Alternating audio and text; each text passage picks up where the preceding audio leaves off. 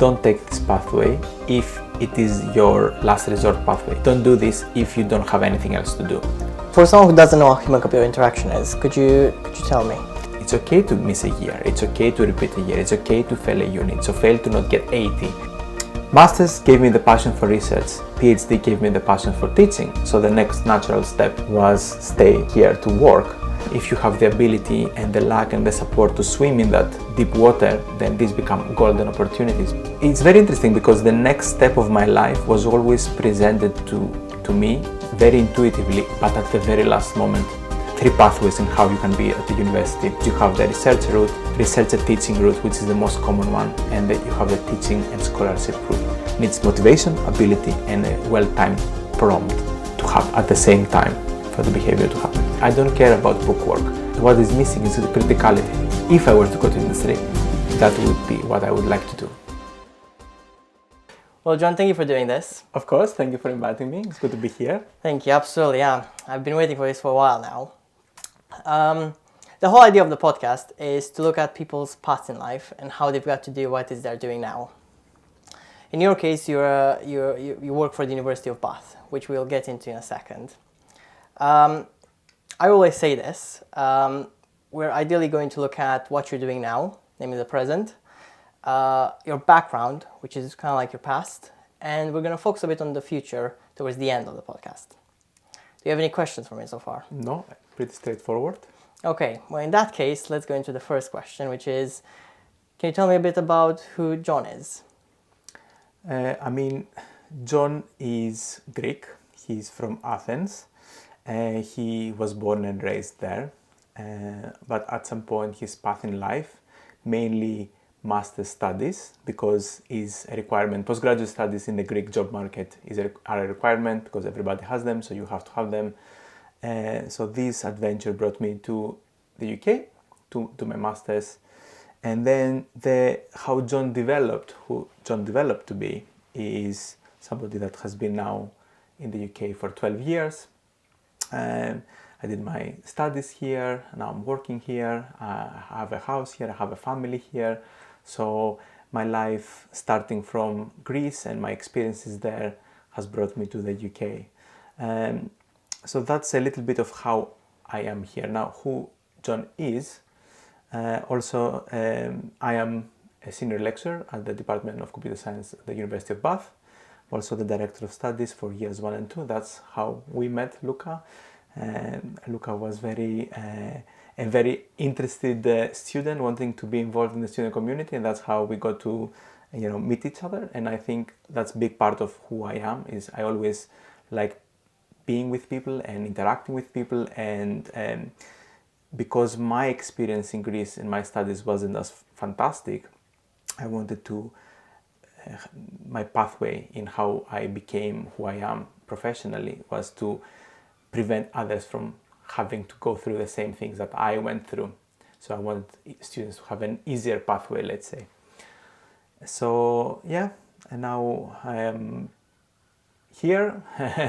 I'm still very passionate about my job, and I'm really happy in the UK. Obviously, I do miss family, friends, the sun, good food, being away from Greece. But I also enjoy my life here is quiet.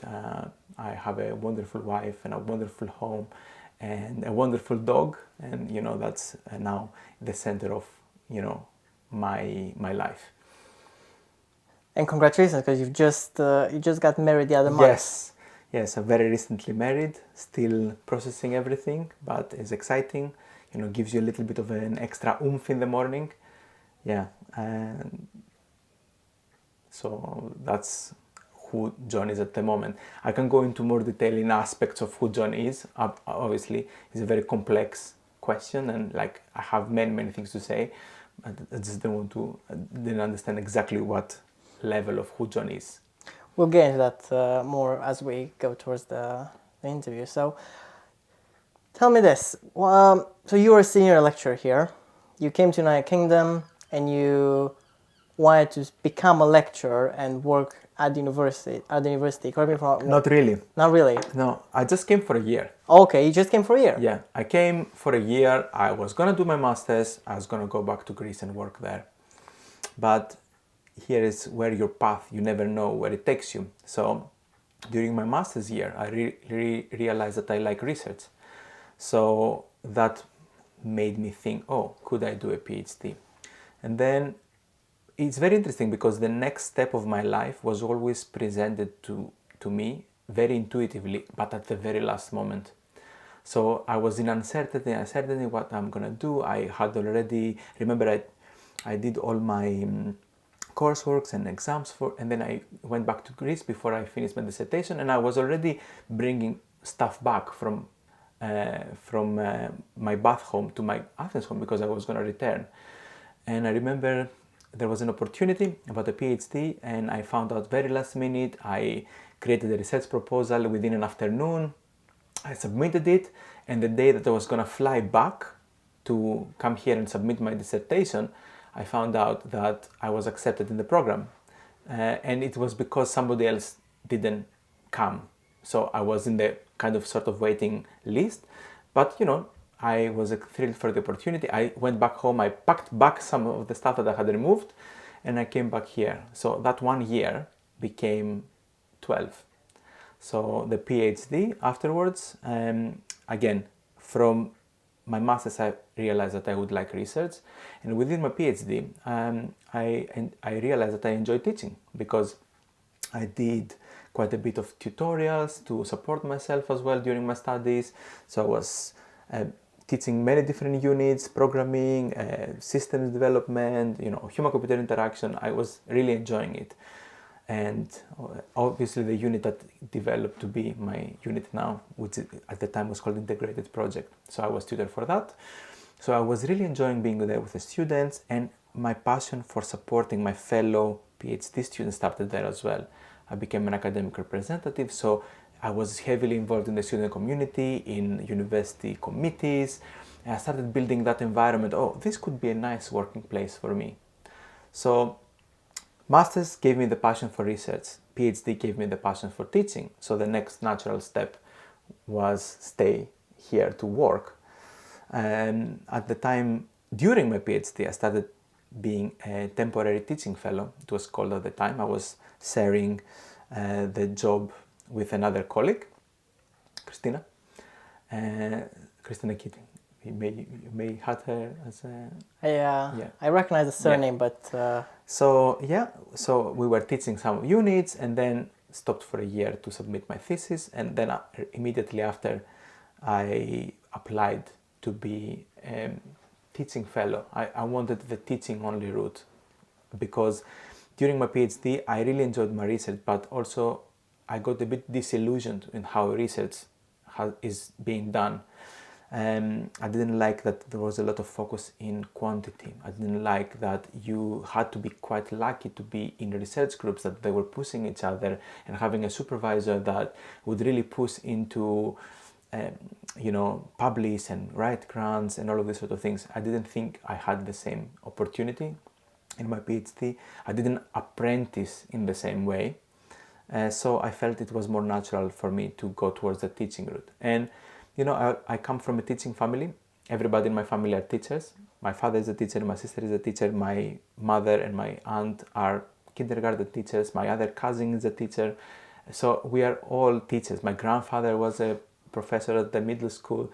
So I was the only one that had escaped this route, and obviously I came back into it now. So this is how the lecturing started. And I didn't, at the time, being in the teaching and scholarship route, as we call it, because you have the research route, research and teaching route, which is the most common one, and then you have the teaching and scholarship group. So 3 pathways in how you can be at the university. And the teaching and scholarship at the time was considered a little bit of a second, lower, dead-end career choice. But, I went there with passion, I went there with excitement, I went there with a vision. I never thought of it as a second chance opportunity because it was what I wanted to do. So that helped me, build and climb the ladder, so to say, and establish myself in who I am, what is my working ethos, my teaching ethos, my supporting students ethos. It all started from there. Tell me again, what are the three pathways to becoming a senior lecturer, entering that space? At the university, you can have a research-only route. So you can be, let's say, a postdoc, a research associate, a researcher affiliated with a department. You can be also teaching and scholarship, which it was at the time teaching fellow. Later on became lecturer. You can become senior lecturer. And in a very hard way, you can become professor even from that pathway of teaching only. Is more rare, but it can happen. And you have the most common one, which is research and teaching. So colleagues that do teaching, they do research, they write grants, and because they can bring funding, it's typically more easy for them to climb the ladder. You know, you become lecturer, senior lecturer, sometimes you become a reader, sometimes professor. So the difference is that colleagues that do the teaching and research route, the promotion criteria are closely related with what they can do in their everyday life.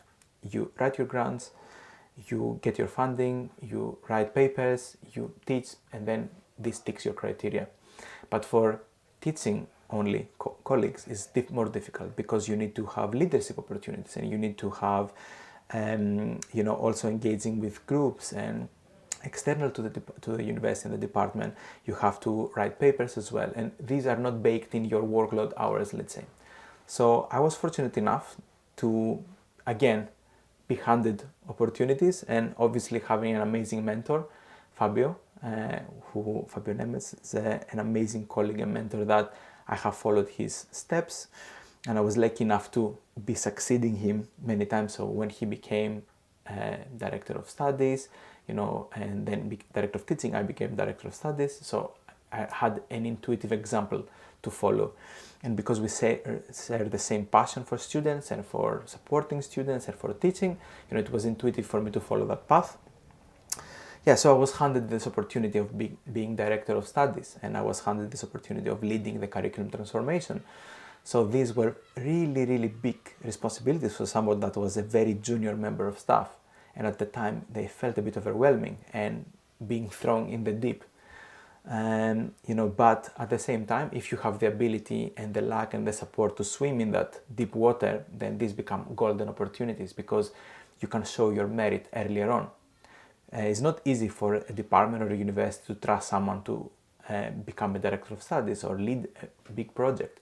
But if you're lucky enough to be given the opportunity and to swim in it and succeed, that is a bonus for you, obviously. I don't know how easy it is for these responsibilities to be given to someone that is very new. Because if I were to go to a new university now, they don't know me, they don't know my track record. It's easier for teaching only colleagues to build a track record within an institution, rather than our research colleagues, that is better for them to change different research environments to showcase the diversity and learn new, network, and so that they have worked in different settings. And which route did you say you take? Was that the teaching route? Teaching, yeah. Which was the most difficult one? I wouldn't say it's the most difficult one.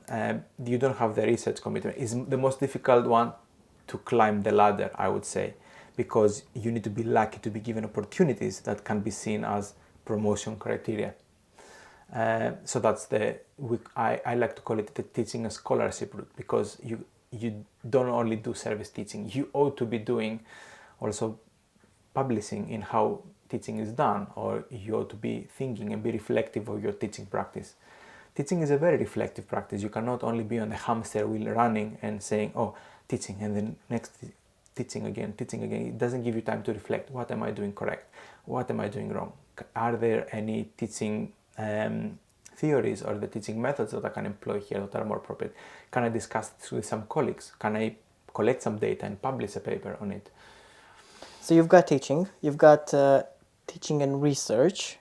Yeah. And the third one was teaching and only research. Only research. Yeah. So between these three, if someone was to follow, or if someone wanted to enter that space of working for a university as a lecturer, senior lecturer, director of studies, and so on, which one of these three would you recommend? It would highly depend on what the person needs to do and wants to do. Sometimes people that have just finished their PhD is almost certain that you would probably need a PhD for this. In some universities, teaching universities, maybe you could enter with some other qualifications or equivalent industrial knowledge. We have professors and senior lecturers that have come with great experience from industry and they can apply that. That happens usually in School of Management, happens in computer science as well. We have a couple of colleagues that are in this predicament. But if you finish your PhD and you want to enter academia, if you had a very strong profile as a PhD students, we have published quite a lot, maybe you could directly enter the research and teaching lectureship, which I would say is the more competitive one, because there you are not competing against fellow PhD students, you are competing against postdocs and people that have done maybe lecturing in a teaching university and then they want to transition to that. Obviously, the majority of people that want to stay in research and teaching, probably they would do some postdoc, so that's the teaching research only route. So they would do 1 or 2 postdocs, they would continue the research, they continue proving that they can get funding and they can finish projects. And there is, I would say, a smaller percentage of people that would probably go for the teaching only route. And that depends on the university as well. In a really prestigious university, that might be competitive still. And in a university that focuses more on their teaching and they have plenty of students, they need the teaching staff, maybe it's easier to get in. But I would say think carefully of where you see yourself going and what intuitively your pathway tells you, because it's not as easy. I would say taking a postdoc or a permanent a temporary contract somewhere with teaching might allow you to try before you buy. You see, is this for me? Is it not? Do I like the setting? Do I like the town? Do I like my colleagues? Do I like the students here? And this is a way to test the waters a little bit. I see. There's a lot that goes into that. So you're a senior lecturer at the University of Bath in the Department of Computer Science. Yeah. Are you a director of studies now? Correct. As well? Yeah. Okay, and that's for year 3 and 4? For years 1 and 2. Years 1 and 2. So it depends. We have many students, so we have split the role. So talk to me a bit about why computer science? Why did you go into computer science and not go into finance or something else? So I remember in my final year of high school, and I was trying to make the decision of where to go for my career. I had some different passions. So at the time I was into creative stuff and graphic design. So that was an option for me. I was really into computers. So not in at the time, not in the programming, somebody currently, if they were really into computers, I would imagine they would be much more advanced than I was at the time, or much more nerdy and prodigies in what they're doing. I was just enjoying computers. Computers were a relatively new thing. It wasn't in Greece, it wasn't that everybody had the latest computer available. You had a family computer, you could use it sometimes. Obviously, I used to play games, I used to browse the web, not so much at the time, but you would have, interactive CDs and things like that you could learn more. It was an exciting medium for me. And also, always teaching was in the background as well because of the family history. So at the time when I was thinking, where should I go? And because you have to declare your choices in the Greek system, and then according to how well you do in your Greek exams that happen across Greece, and everybody collects points, let's say, then I thought, where should I go?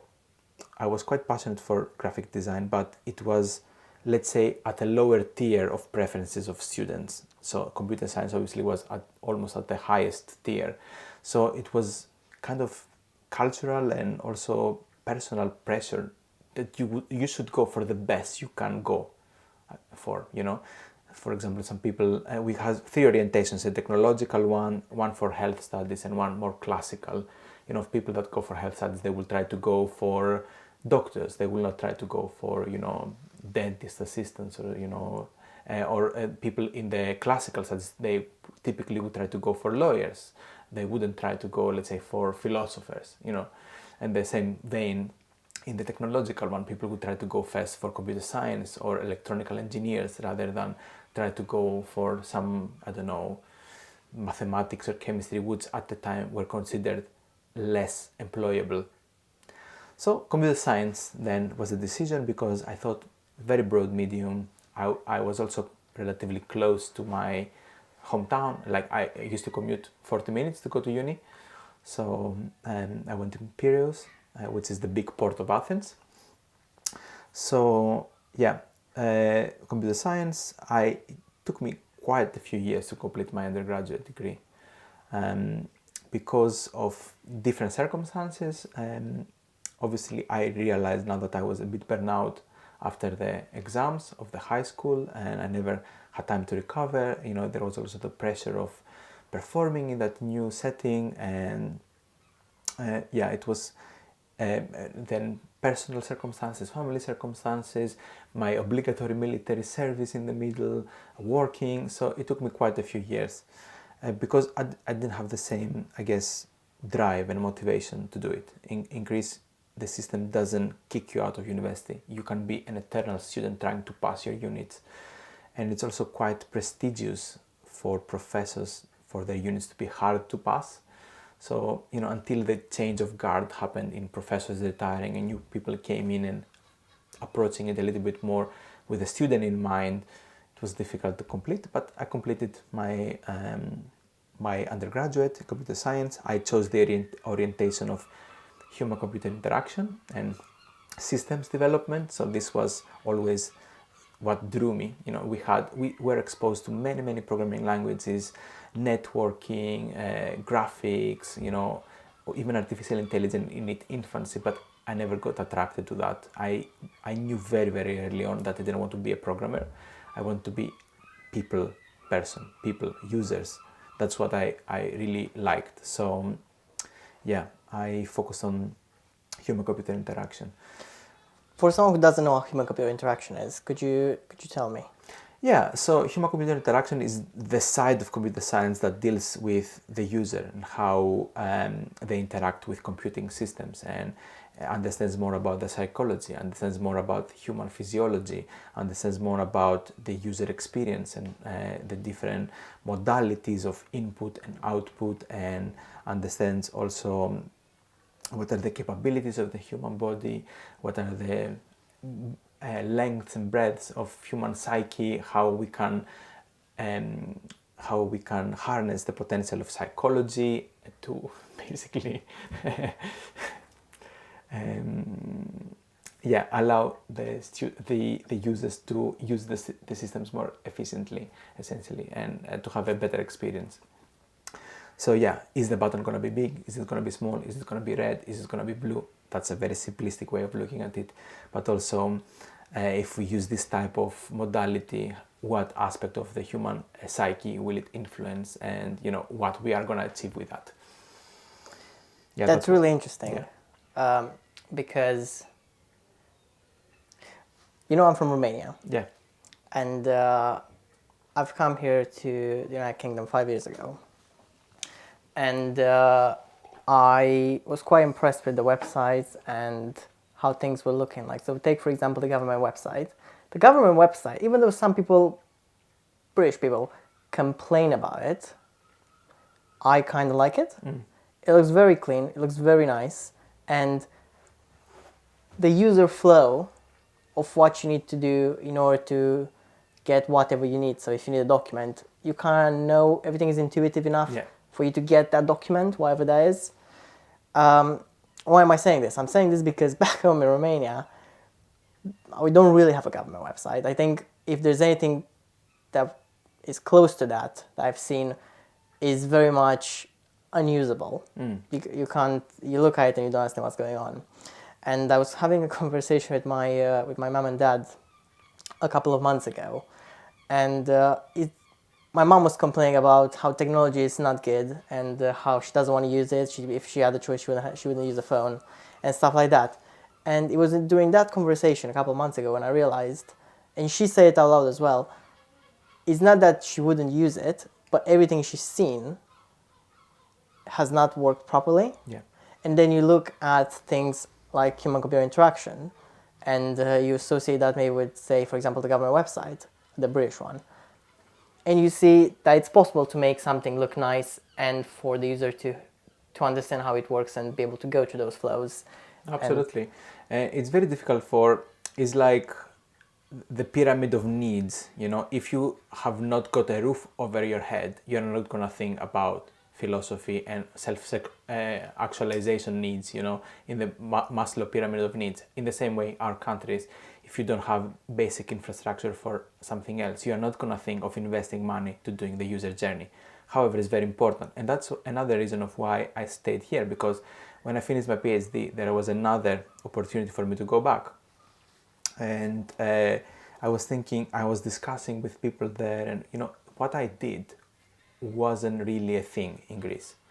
So understanding, because my PhD was on persuasive technology and how we can essentially harness technology to change attitudes and behaviors of users, and in an ethical way help them cut down smoking or lose weight, in a not as ethical way sell more or coerce them, let's say, to vote for something, or it is a double-edged sword, but it wasn't a thing. So you couldn't be employed doing user studying and understanding the desire of the user, and then based on those desires to create different prototypes, and then compare those prototypes, and then use validated scales to harness specific metrics to understand which flow is better than the other. Obviously companies abroad do it much more, and they are investing this money in the user experience, the user journey. You can tell some companies have invested a lot in that reflective design. Like for Apple, when you open a box of a MacBook, you see everything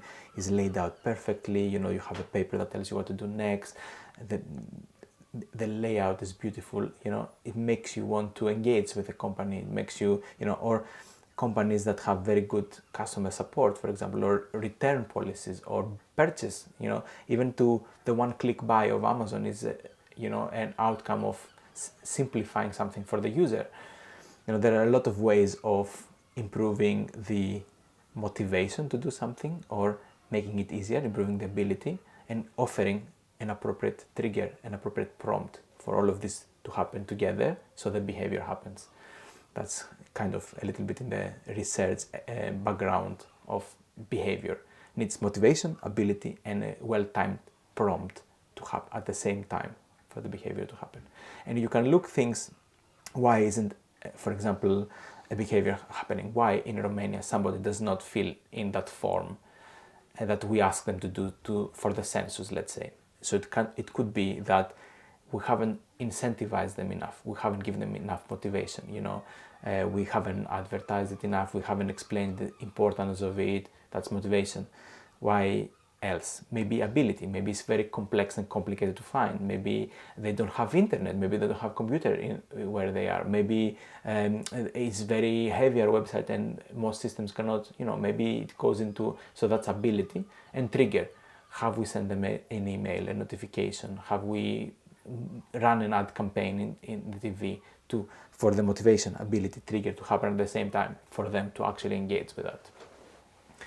So this is a very simplistic way of looking at it, but it's a useful way of looking at it to understand where were we failing. So if we're failing motivation, there are specific things we can do. If we're failing them in simplicity, there are specific things we can do, and obviously the same with a prompt, a trigger.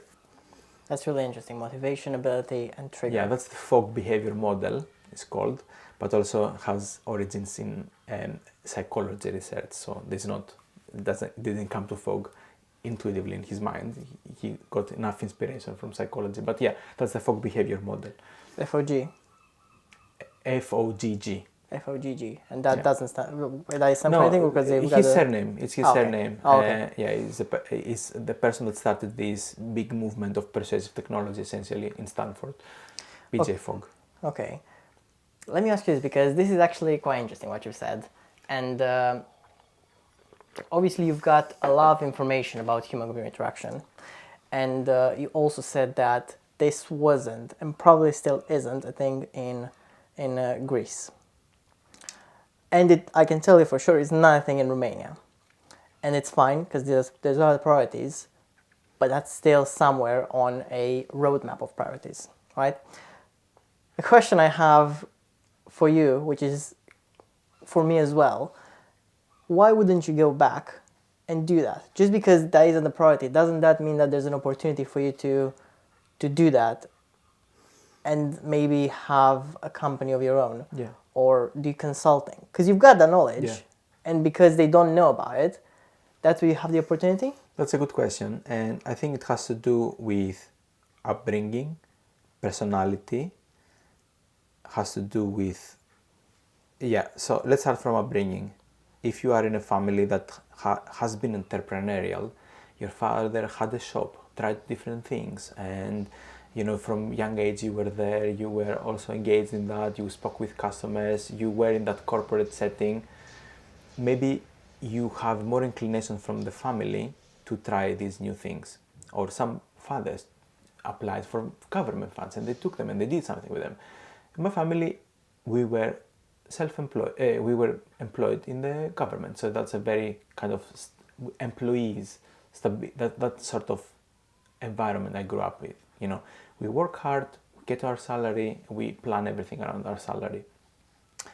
So also personality, and for me, I'm a person that enjoys stability and enjoys laying down roots. I've been in Bath for out of the 12 years in the UK, I've been in Bath 10 years. I could have changed different institutions, I would have changed, cities, I could have changed countries, but I enjoy, building on in a specific setting. Once I find the setting that I like, I try to invest as much as I can in that setting. So the moment I saw Bath as a city, I fell in love with it. The moment I stepped into that environment of the University of Bath and the Department of Computer Science, I really liked the colleagues, I really liked the environment, I really liked being able to be around my friends still, So that was another factor for me to not change the setting. And also, all my career was built around academia. If at some point around the pandemic, when the department situation became quite difficult in terms of workload, I did think about it, to change a setting and go into this, perhaps in consulting, as you say, because of the specific set of skills that I had. But then at the time, I would have to take a quite significant pay cut because in my area, you need a little bit of portfolio as well. You need to, have tried different things. So I would have to step down a couple of steps to build up again, which would have been fine. But every time the situation sort of resolved itself. So I found my way to the next step and then the next step. And now I'm collecting for my next step, which might be quite a few years down the line. But I think a combination of my personality being more of a roots and investing on those roots, a bit of my family background that was employees and it wasn't somebody that takes that initiative and take that risk. And obviously with high risk you have high reward sometimes, but at the same time you may not know. And also I didn't want to lose that, an important part of that, a part of my decision to stay here and do that instead of going back and doing what you suggested, was that I still felt at the time the environment of Greece was still, you need to know somebody, you need to ask for a favor, you need to be able to have connections, and you need to work unreasonable hours, you need to be in a car 15 minutes to commute on the other side of Athens to work there and expected to work late, and obviously there's a trade-off.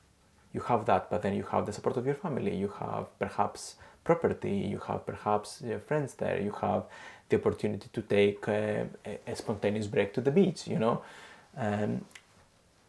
but at the time I felt that I wanted to keep going with my, as we say in Greece, with my own sword, with my own, efforts to accomplish whatever I have accomplished with my own capabilities, with my own power, without having to rely too much on other people. And obviously you always have the support of your friends, the support of your family, God's help, and I'm a religious person, I'm a pious person as well, so that also I always felt that was there for me. So you always have all of that, but then you put a more of your own personal effort, and that is, I think, here a little bit more recognized. It's not perfect by all means, and I know many people that have tried that and they have been very successful, but at the time this was my pathway, this what I felt comfortable doing.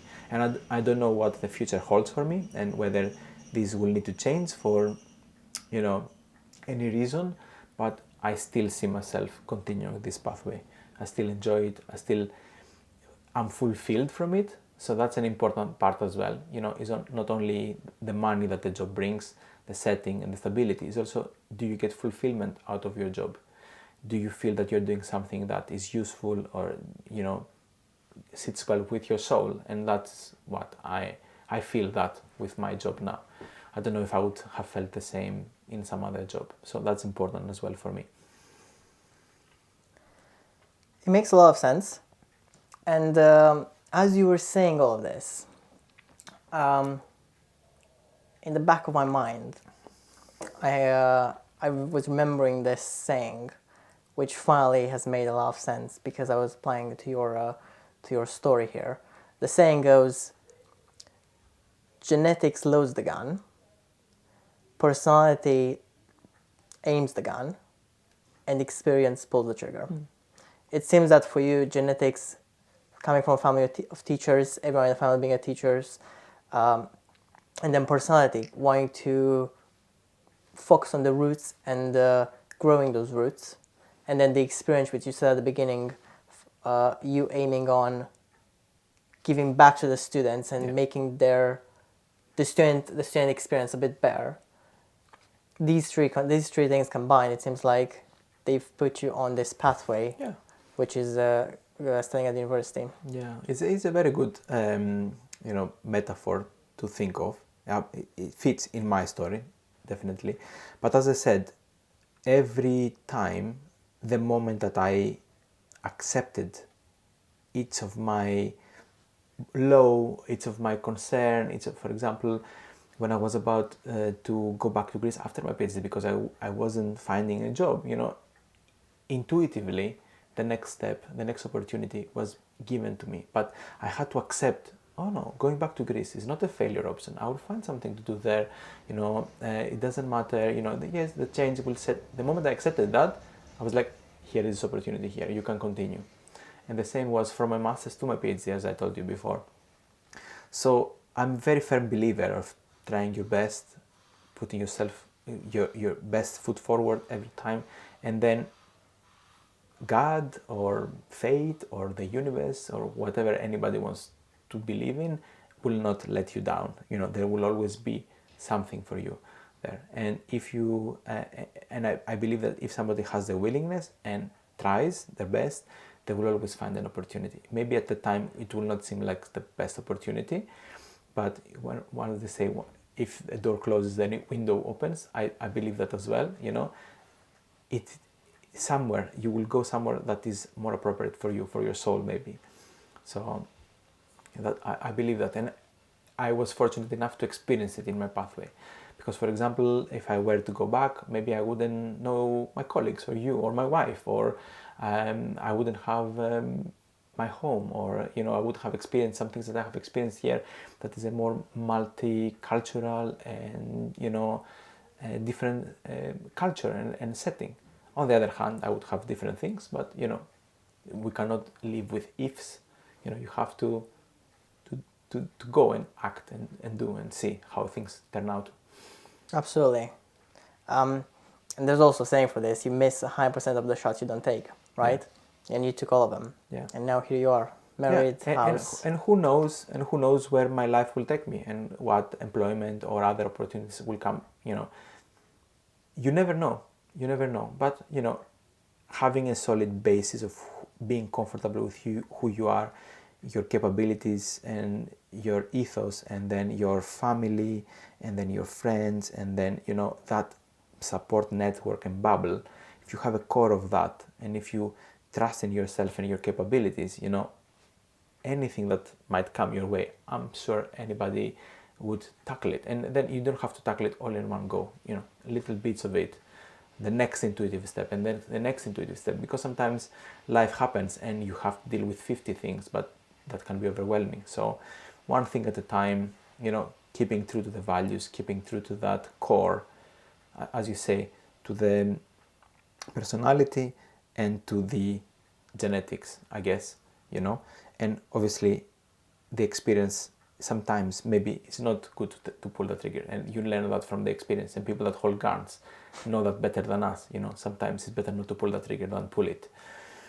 And I guess, this is the two first, the genetics and the personality. And the personality can change, by the way. You can learn to point the gun low or high or up in the air to scare someone, or directly, somebody to threaten. You learn those things, and your personality changes. I have seen mine evolve over the years. Yeah. Another question I have is so normally when I do this podcast, I go to a bunch of my friends and I ask them for some questions, and I tell them, "Oh, this is going to be the guest. What do you want to know?" And obviously, every single one of my friends, they know who you are, and they've all been quite excited. In particular, there's someone called Aaron. Now, Aaron has been a massive help with the podcast. He's given me a lot of feedback, and I really appreciate it. And he's been interested in knowing. Obviously, you work at the university. You've already kind of like answered the question of why you don't want to say go and work for a company. I think because you enjoy what you do here at the university, which makes a lot of sense. But why? But he's also asking why not go and work for a school, for example. Yeah. So obviously I have, as I said, my family is a teaching family, so I have been exposed to kindergarten teaching, primary school teaching, middle school teaching, all of that sort of thing. I think university is such a beautiful setting to teach. I also have a favorite year, the second year, or master students, and I will explain myself. Is because in university you have agency. You are treating people as adults, and I believe in that pastoral element. My teaching style is not a conveyor of information. I see myself more of a guide to unlock your potential and your personality and your way of wanting to do things. I will never tell you this is the correct way. I will help you find which is the right way for you. So I think being there at the crucial moment that somebody starts to become an independent adult and faces difficulties beyond education, like with their life, and how do I cook, how do I clean, how do I socialize, how do I deal with difficult situations, and yes, how do I study as well, is really important to. And because, as I said, I entered university quite burnt out, it took me many years to complete. I want to say to people, it's okay. It's okay to miss a year. It's okay to repeat a year. It's okay to fail a unit. It's okay to not get 80. It's okay to, fail in one project. It's okay. I want to say to people, it's okay. I want them, I use this metaphor. People are walking every day with a backpack full of rocks in their back. Some of these rocks are big, like, oh, my family has a health problem. I have a test tomorrow. I don't have money for my rent. I want people to start removing some of those rocks, actively doing something about it. Maybe one day waking up and cooking a nice meal is all what you can do that day. You're quite low, That's a rock off your back, though. I cooked something nice, I meal prepped, or I did my laundry, or I studied for my exam, or I applied for a job, or I spoke to someone that it was difficult for me to do it, and now we have some sort of closure. These are all stones that you can remove from yourself, and I want to be able to be there for the students at that level, and to be able to say, it's okay, start removing those rocks though. So I think that's the right setting. And why second year and why masters? So I think year one, students come quite a bit with the mentality of school. They try to do their best, they're still a little bit uncertain, they don't flourish. But second year is the most cheeky year as well, because they're like, oh, we know everything now, it's okay, I'm cool, but still that has a facade on it. So I think this is the most appropriate way of making that it's okay, because it's still time to recover from failures, from learning how to do things. It's still sandbox, the second year. Third year, most students already know what is up for them. They're even less inclined to continue with academia, or they put their head down and they try to complete, their final year. But that second year, I think, is where people have either succeeded or failed in the first year, and they're willing to understand how they can do better in the second year. So they have their antennas open, they're waiting to hear, to see. And I think at that time is the best time to make an informative change. I also enjoy teaching universities, master students, because they're quite mature. You can challenge them at an even higher level, intellectually, or you can. And I feel people that are doing a master's, again, the experience that I had are people that really want to get something out of it. Want to be linked with a job market, want to make a career change. They're there and they're very deliberate. So at that level, teaching really, you feel that they really absorb, they really question, they really, because I am a question kind of guy. And sometimes with my wife we have this conversation. Why do we have to ask why on everything? Why there needs to be always a different way of doing something, or something to do it better in quotation marks, or can it be improved? But that's my mind works that way. Could we place this a bit more symmetrically? Could we I don't know, could we do it something more efficiently? And I think that is what I enjoy with the master students. They have that sort of, usually, that challenge the mind, that makes you reflect as well. Because if somebody not challenges in a way, but discusses with me, let's call it. Let's not call it challenge.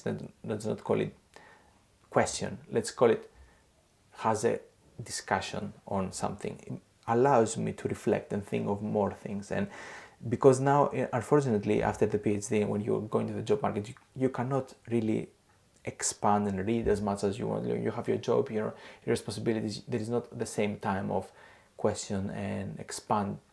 And I think students coming back with those questions and that discussion and that dialogue of openness and interest, is what Greeks did thousands of years ago on a rock near the Acropolis. They were questioning each other, and they were challenging each other, and they were discussing, philosophizing things to improve the human condition. So it's very much that sort of. It's not about I don't trust you. It's about let's discuss it more, sort of way. And I think that master students offer that more. And I think it goes to how it goes to say that this is how you teach, I think, right? Trying to use maybe some sort of philosophy and trying to get the best answer, or trying to see if there's if there's a better answer. Do you do that just with master students, or do you replicate that within second years? I really like to teach with examples, and I really like to teach with case studies. People that have been taught by me or have taken assessments would know that there is a lot of critical element in that. I enjoy I don't care about bookwork. And that's another thing that's coming from my bad experiences of having to memorize things or having to remember, syntax or whatever. No, these things are in the tips of our hands now. We have mobile phones, we have smartwatches, we have everything in our palm.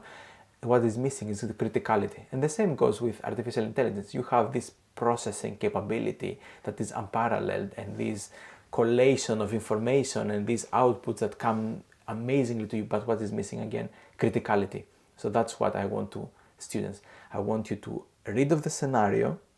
I want you to think about it, and take your best stab at it. What should we do? And sometimes there's not one correct answer. There are multiple correct answers. It might be not a correct answer, but I want you to think about it. I want you to reflect. I want you to apply what you have learned. So that's my way of doing things. So when I try to teach, sometimes you cannot help it because the topic is quite dry, so you have to cover some of the theory. But whenever it's possible, some case study, some scenario that somebody will discuss with the person next to them or reflect in themselves, because you're not going to be receiving problem sets in your career and in your life. You're going to be receiving scenarios, you're going to be receiving problems, and then this is another way of meta learning. Apply your knowledge and your capabilities and your skills and your mobile phone in your pocket and your computer and your skill set in a specific problem. And that's why Aaron said, why not industry? If I were to go to industry, that would be what I would like to do. And like in a team of maybe consultants or a team of people that were dealing with problems. And here's a problem, how do we tackle it? Makes a lot of sense. I think there has just been a study that was released, and I think it says something along the lines of people who use ChatGPT, Claude, Gemini, so on and so forth, they lose that critical thinking, and that's a dangerous thing, because if you keep using them, they are going to do all the thinking. They are tools. You should definitely use them In quotation marks. in quotation marks. Yeah. But you should be the one doing the critical work. Yeah.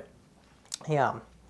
Aaron also wants to know, looking at yourself and also all the people you've come in contact with at university, whether they are PhD students, people who are growing in the same pathway you have, and also looking at people who are literally your peers. If you were to think about skills or personalities or what should be the profile of someone who wants to go the same way you've gone? I would say, first and foremost, don't take this pathway if it is your last resort pathway. Don't do this if you don't have anything else to do. It's a pathway that requires passion, requires a lot of diligence and determination. I would say intelligence is important as well, but it wouldn't trump over hard work and perseverance, because in order to be here, you need to go through the PhD, and the PhD has many, many highs and many, many lows.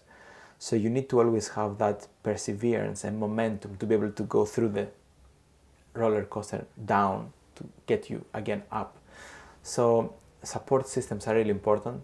Mentors, good relationship with your supervisor, good relationship with your peers. These are essential. Without them, it's very, very difficult to complete a PhD and therefore be in this position. But I say passion, determination, and resilience. Intelligence important, but I wouldn't put them at the same level as the other two. You need to keep going. You need to keep chipping away. That's what gets you the PhD, in my opinion. And now about this current pathway.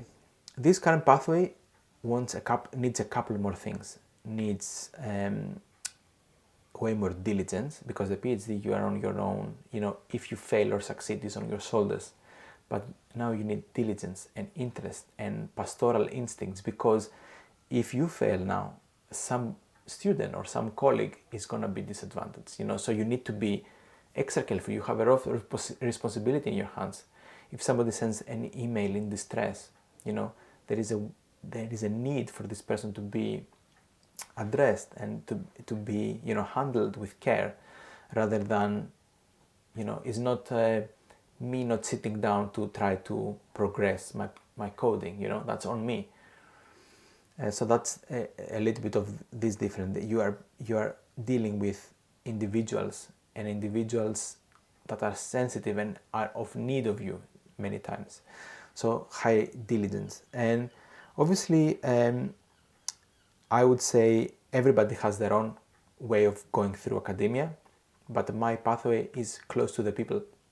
So I always want to create connections with my colleagues. I always want to create connections with support staff, connections with even the people that maintain the spaces for us. I'm interested in hearing about who they are, what are their problems, how they're part of our big organizations, and also higher up, who are the people that are where I want to be, how did they get there, how can I connect with them, how can I be helpful, how can I be memorable, how can I be, what is my thing. Somebody has their thing. Somebody becomes famous because they are the person that does team-based learning in the university. Somebody is famous because they say hi to everyone and they have a genuine conversation with them. Somebody becomes famous because they're excellent at their teaching or their research, or they have attracted a big funding, or they're the head of this group. I think in life it's good for every one of us to know what are our strengths and to play to those strengths. And I think in a setting that has thousands of employees, it's always good to think of how can I make my difference in a positive way, and for me that is who and how can I help the most. So far it was I can help the most, I think, the students. What is my personality? I'm a people person. Okay, therefore I will do a lot of things with the student community. I will engage with students in academic representation. I will give them a voice. I will empower them to take part in our education. I have been there. I know that they are doing us the favor for organizing events or for thinking something cool. I don't have the time to think of all of those things, but the students have passion. If you trust them, they will come through. The same with colleagues. There is a way of doing, oh no, this was a mistake, I'm sorry, but you need to do this time, or allow people to learn from this, and then supporting them to don't worry about it, apply it, let's try it out. What did it work, what didn't it work? And then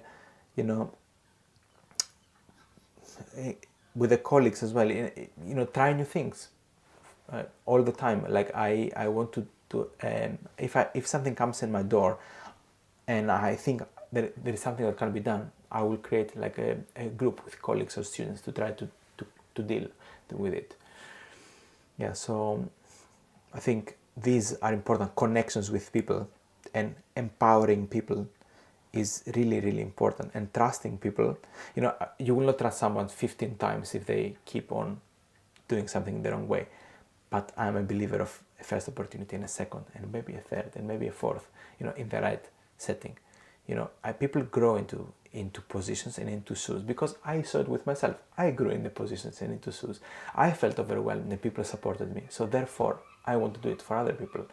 I was there feeling inadequate and imposter, like everybody feels in PhD in academia, and then somebody supported me. I want to do the same for other people, and I want to do it in such a way that those people want to do it for other people and keep passing the baton. I don't want it to stop with me, and I don't want it to stop with the people that I help.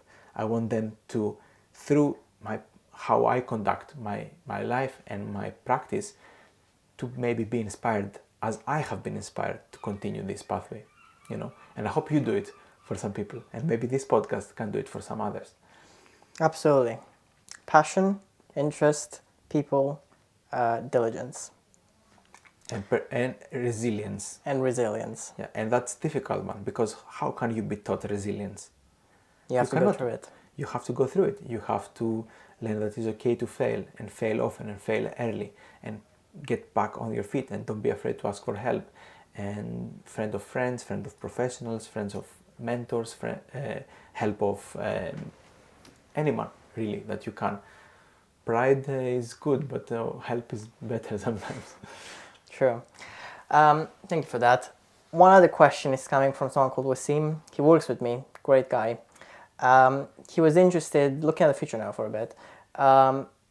You see a lot of development going on with artificial intelligence. Looking at that, but also at the wider spectrum. What are your future predictions? What do you think is going to happen in the next 2, 3, 5 years? Even 10 years, yeah. Yeah, there is always a shake in academia when something new like this happens.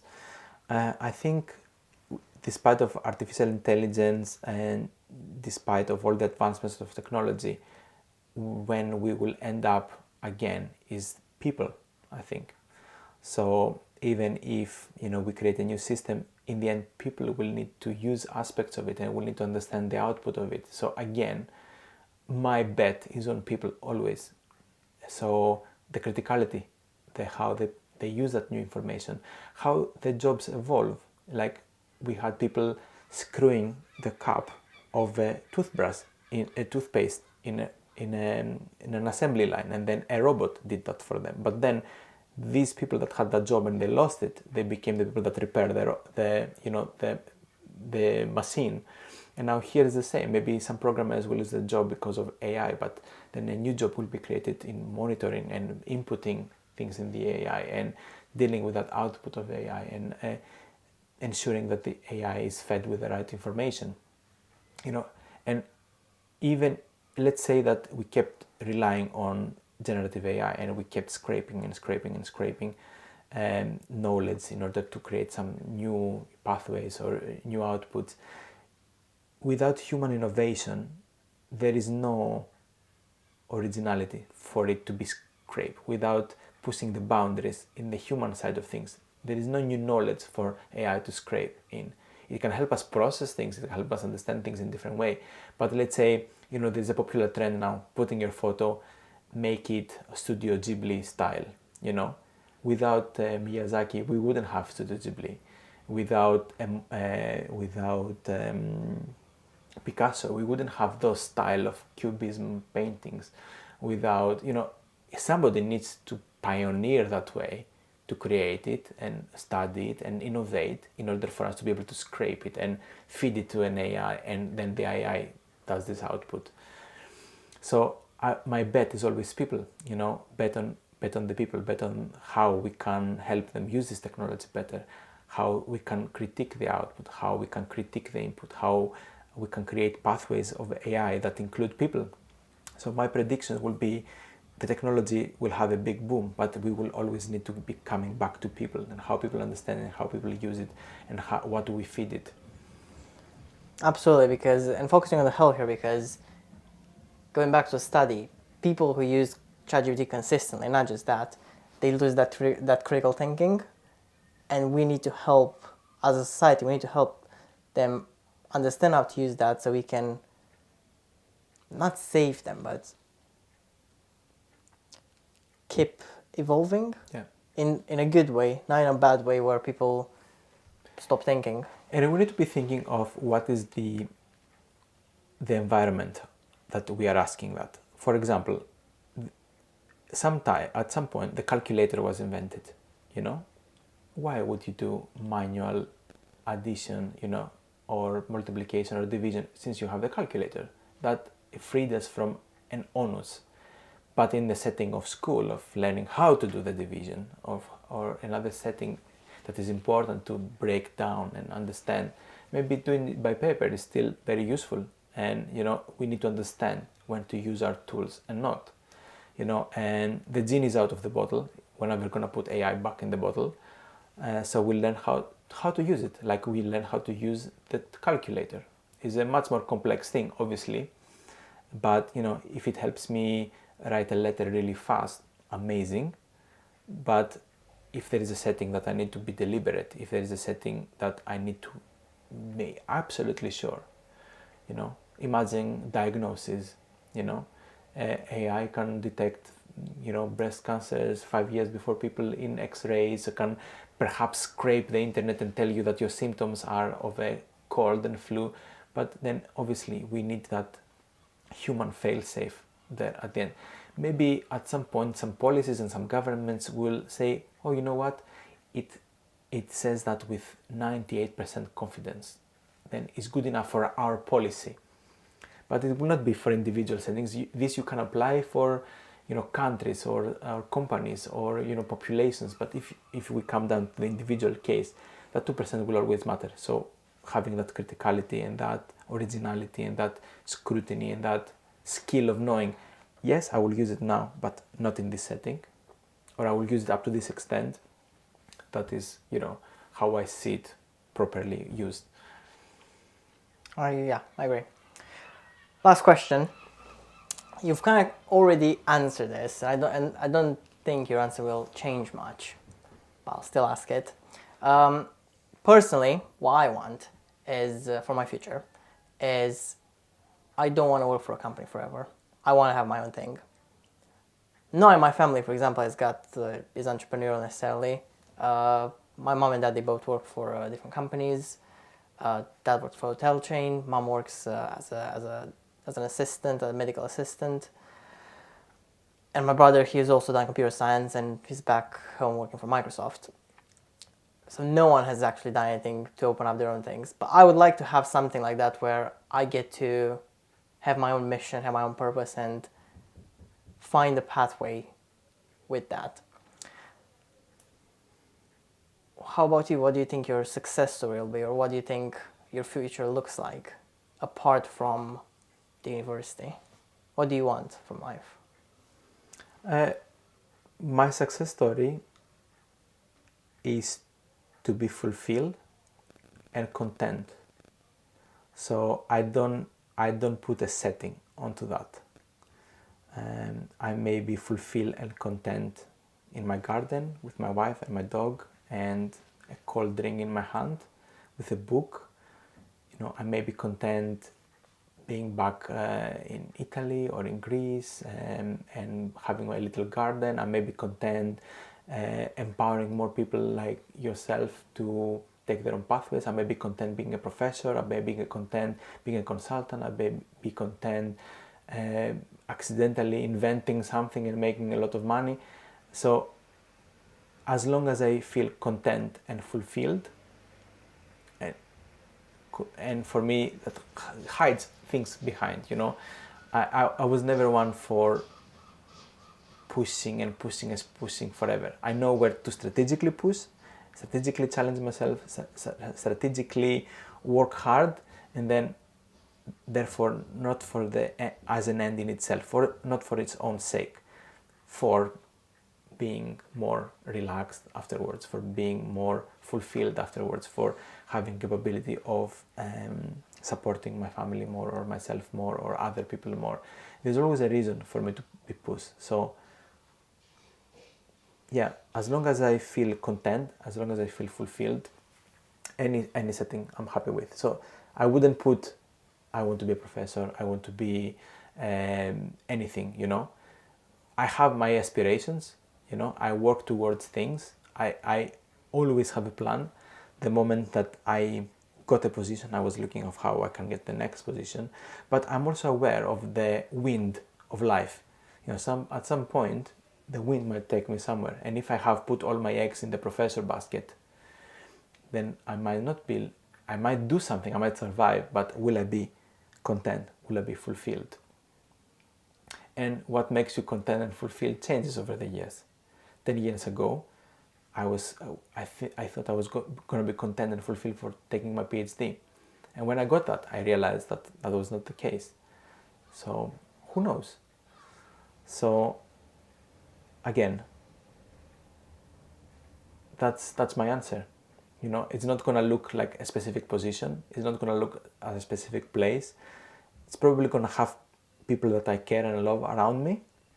That would be a big part of me feeling content. Is probably going to involve me feeling that I'm useful.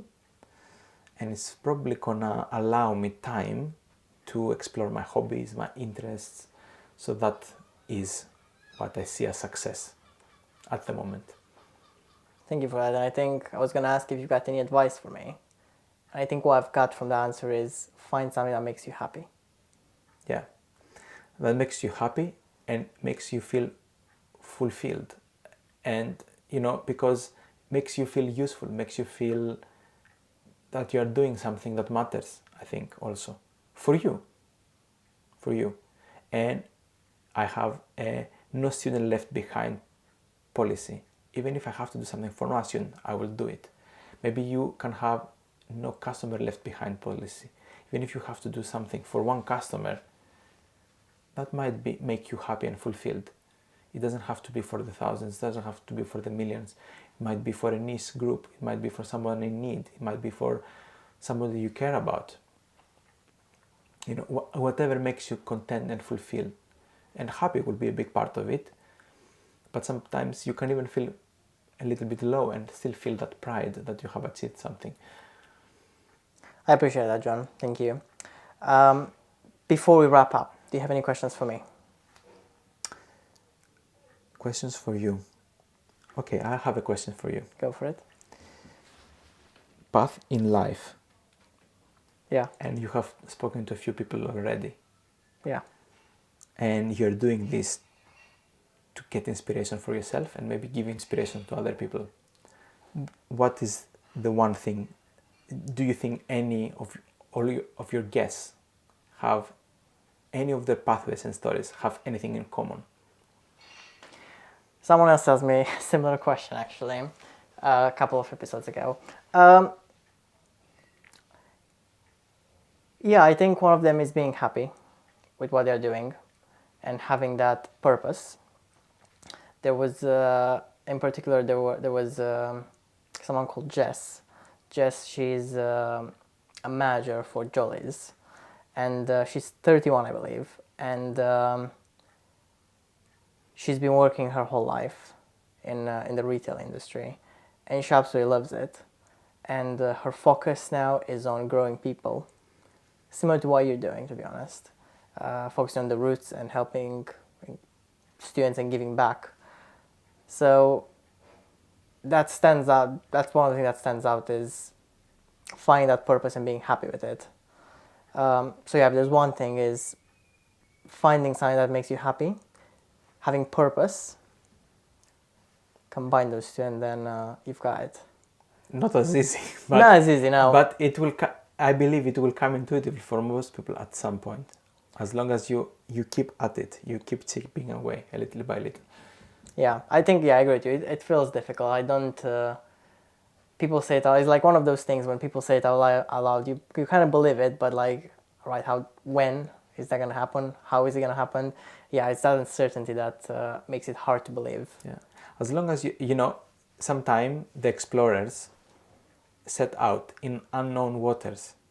They didn't know what was coming. Mythical beasts, the end of the world, promise of riches. They didn't know. The only thing that they could follow were the stars and their compass. As long as you follow your moral compass, you will get there. And this you don't is why have anything else. You have your moral compass and your, value compass. Yeah, and this is why I'm trying to do this. For example, it's the reasons you've said. Find out how people have got to their pathways, seeing if that can inspire me, but also others. But also, a third reason would be I like podcasts, and I've decided to do this, and so far it's been quite fun, and I'm enjoying it. Even though sometimes I have to get time off of work, or even though, say, for example, editing takes a while, I like it.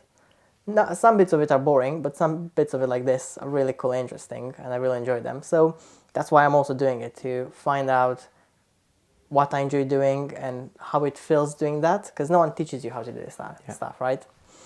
Well, yeah, thank you for that question. And before we actually stop this, I've got a gift for you. Oh.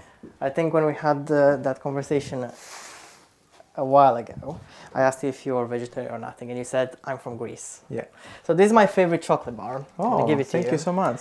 It's not Romanian, even though I discovered it in Romania. It's called Dare, by the way. It's a dark chocolate bar called Dare.